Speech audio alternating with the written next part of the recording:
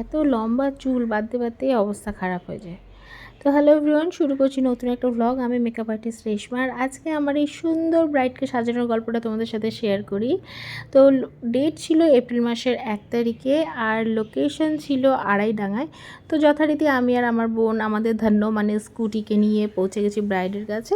Bride একটু নিচে ছিল, আর সেই সময় তখন আমরা ফুলগুলো রেডি করছিলাম আর ব্যাগপত্র থেকে সমস্ত জিনিস বের করে সব রেডি করে রাখছিলাম, যাতে ব্রাইড আসলেই ফটাফট করে সাজানো শুরু করে দিতে পারি। আর ব্রাইড দেখো চলে এসেছে।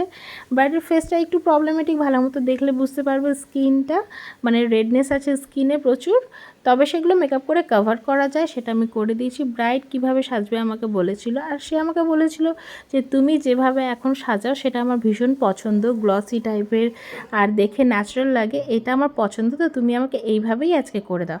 তো ব্যাস আমি ব্রাইডের কথা মতো আমার মতো করে করে দিয়েছি। তারপরে অবশ্যই আমি ব্রাইডকে দেখিয়েছি যে তার যদি কোনো কিছু চেঞ্জেস করানোর থাকে, কিন্তু ব্রাইডের ভীষণ পছন্দ হয়েছে, আমাকে বললো যে সে কোনো কিছু চেঞ্জেস করাতে চায় না। তো এই যে ব্রাইডের ফাইনাল লুক। আর এর মিডলে ব্রাইডের কিছু ফ্রেন্ডসরাও এসেছিলো আমার সাথে দেখা করতে, ইভেন ব্রাইডের সাথেও দেখা করতে। তারা আবার সবাই আমাকে চেনে, যেটা আমার খুব ভালো লাগছিলো। তারা বলছিল যে তারা আমার ভিডিও দেখে ইনস্টাগ্রামে। তো থ্যাংক ইউ সো মাচ, তোমরা এত দূর দূর থেকেও আমার ভিডিও দেখো, পছন্দ করো, এটা আমাকে ভীষণ ভালো লাগে। তো আমার এই মিষ্টি মতো ব্রাইডকে তোমাদের কেমন লাগলো জানিও তো। বুকিংস চলছে অলরেডি 2026-এর জন্য, তাই দেরি না করে তোমরা তোমাদের নিজেদের স্পেশাল দিনটাতে সুন্দর করে সাজার জন্য বুকিং করে নাও। দেখা হবে পরের ভ্লগে। বাই।